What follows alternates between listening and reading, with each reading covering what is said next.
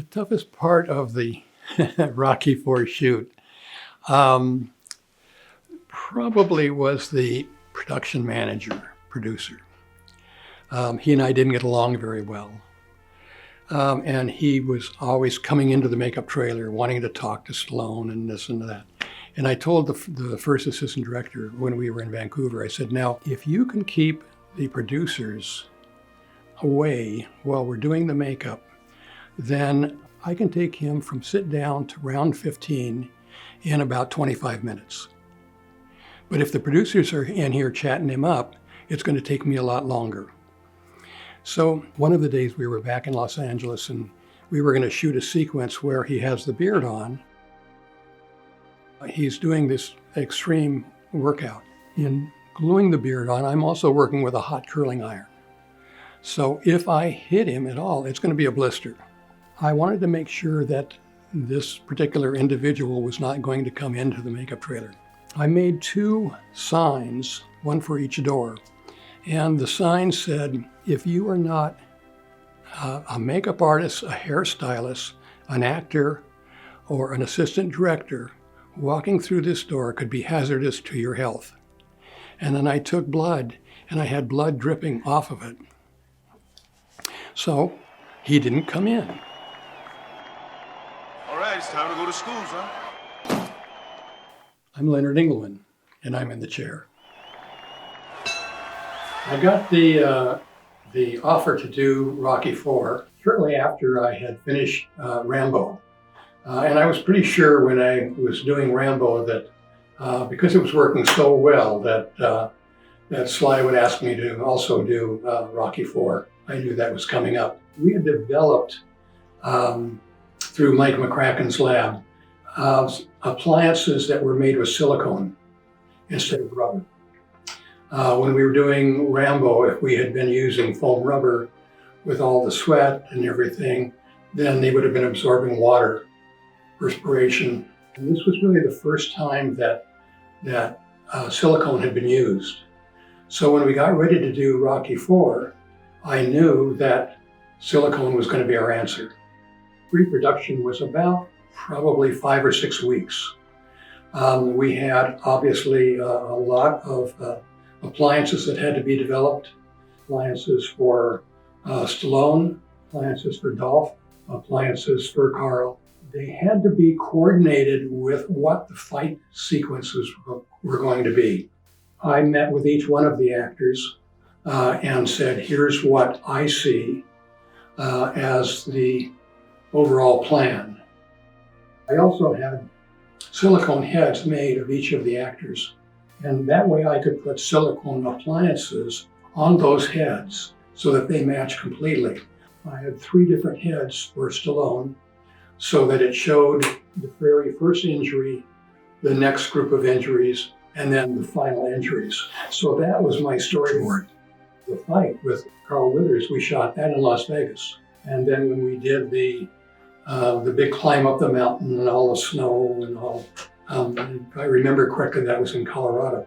So we were around in a lot of different areas and different shoots. And then, the complexity of the Colorado shoot and the snow and everything was I had a beard on Stallone. I've got a picture of him in the beard that he signed for me, and he said, Leonard, better than real. We love that beard. We would climb up into the ring and do any touch-up, spraying of water, because they were continually sweating and wet. And then go under the ropes and jump off. Literally jump off. And so this one time, Stallone said, you didn't get off soon enough. And I said, no, you said action too soon. When I was preparing, I watched Rocky I and then Rocky II and Rocky III. And at the time, appliances were foam rubber. And so you would glue them down with spirit gum. And then you would blend off the edges with duo adhesive, eyelash adhesive. And then you would use rubber grease, which was a very thick grease. And you would put that over the rubber and work it out and blend all your colors and everything. And so during the fight sequences, in Rocky and 2 and 3, you could see at different times where in the sort of wider shots, there would be bruising around what you could see what I could see was the appliance. And then when you get into closer shots, you didn't see that bruising. But what they were doing is they were trying to cover up the fact that the edges were coming up and that the duo was breaking down, so they were going in with bruising and other colors. But we didn't have that problem because the silicone wasn't going to absorb. And we had a process that was so simple that basically, if this was the appliance, now a lot of people don't know this, so I'm going to share this with you. If this was the appliance, we would use a medical adhesive, okay? And this was one of the first times that medical adhesive, we started with it on Rambo. And so I would leave maybe that much space on the edge, okay? I wouldn't glue that down. Then I would come in with a little bit of Vaseline, believe it or not, and I would go in between the edge and the appliance and just push that down. And then the edge was just disappeared. And needless to say, it was very quick. So when we were doing touch-ups, we didn't really have to worry that the appliance was coming off. All we had to do is go in and just push the edges a little bit if something had come up and, adjust the color. So it was just a tremendous, tremendous breakthrough that I think made Rocky IV one of the really premier fight films because of the way we were able to carry that through. Steve Abrams, a wonderful makeup artist, he was doing Dolph. I did Stallone and Carl, and then we split up the rest of the people. As I said, we used silicone all the way. And then when we got into some really close scenes, I always say to, most people, this is a close-up, but to Stallone, this is a close-up. And so when we got into the really close shots, then I used the silicone here and silicone here. And then this piece here was a very big piece that wrapped down around here. So all this was swollen coming down into here. And so for the close shots, we did it in foam rubber. So that way he would have the flexibility. Because there wasn't, with the silicone, we were using a plasticizer so that it made it softer, but we had, still, it was fairly stiff. So by going with the foam, he could get a little bit of movement. Now he's supposed to be swollen, so he's not going to get a lot of movement, but that just safeguarded that. When it came to the Apollo Creed character, obviously there was only going to be two rounds before he was down and basically killed. And so there wasn't going to be a whole lot of swelling. There wasn't going to be a whole lot of necessarily cuts and such. We had a cut across the nose at the end. We had a cut across the nose here, and then this whole eye here was swollen, almost swollen shut. Dolph was right-handed. Most of the damage was going to be on this side. So that was worked out. And unfortunately, when you see the film, you don't see a lot of the wounds on Apollo because it was all done so quickly. As far as the hits and hit and hit and hit, and then going down, and even when he's down on the mat, you see him in a wider shot, but you never get a close-up of him. If I remember right, you get a close-up of Stallone, but you didn't get a close-up of Apollo Creed. It was nice working with Carl because he was very much a gentleman. Apollo Creed was the string that carried all the way through these films. He was always the elegant, brave, strong individual. He was never weak or negative towards anything. He was always sort of this positive, wonderful character. In Rocky, and then in Rocky II, even though they were opposed, tremendously opposed, and then by the time you get to Rocky III, they were friends. So that thread went all the way through And I think that has gone through with the character for Creed. When somebody's doing the directing and the acting, a lot of times it can slow the process down.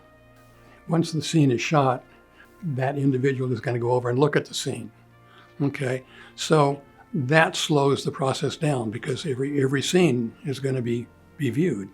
And Stallone, I must say, did very well with his directing. He wrote the scripts.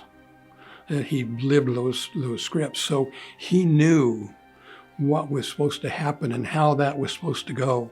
So whether he was directing it or not, he would be involved, with some of the direction. You finish a shot, they go over, they take a look. Now you do your touch-ups, so it just elongates the thing, and then you've got to make sure, because once they say, okay, no, we're going to shoot it again, then he's going to want to get back in there right away. Well, it's got to be touched up. I think the difficulties of doing makeup for a fight scene, whether it's boxing or just a fight, is sometimes there's a tendency to go overboard. It becomes not believable. When you get hit in the face, it's red. And then the swelling in a short period of time may start up. But the bruising probably isn't going to be there for a while. So a lot of times there's a tendency when there's a fight or a boxing scene to immediately go into the bruising, really to sell it. And that's one of the things that we didn't do with Rocky IV. We carried on for a while and then eventually got to the bruising, but the bruising was light. And what we were doing is we were using the swollen areas, the puffiness and stuff, to sell it, as opposed to putting a puffiness on there and then covering it up with a big dark bruise. So I think that's one of the things that that makeup artists need to really be aware of. What's that time frame that it takes for that bruise to be there? What's the time frame for the swelling? You hit somebody and they come up, they're not going to be swollen or bruised. They're going to be red. And so it's, really working out in your mind that process of what the body does.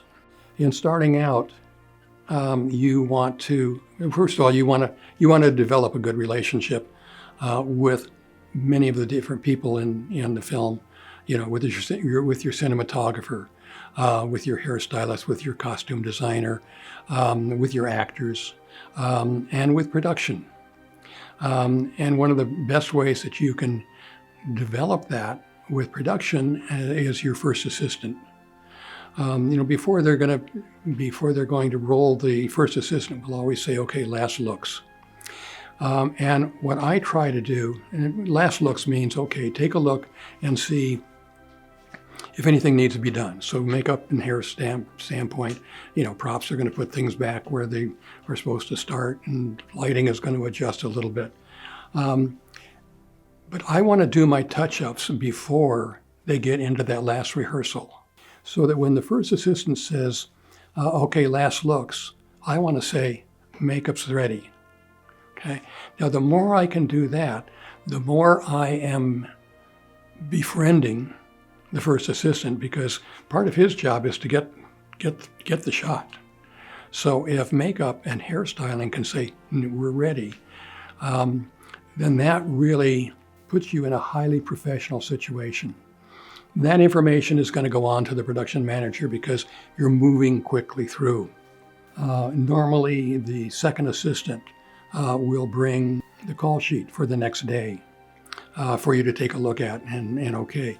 And it's important to look and see the time frame that's allowed. Is that going to work?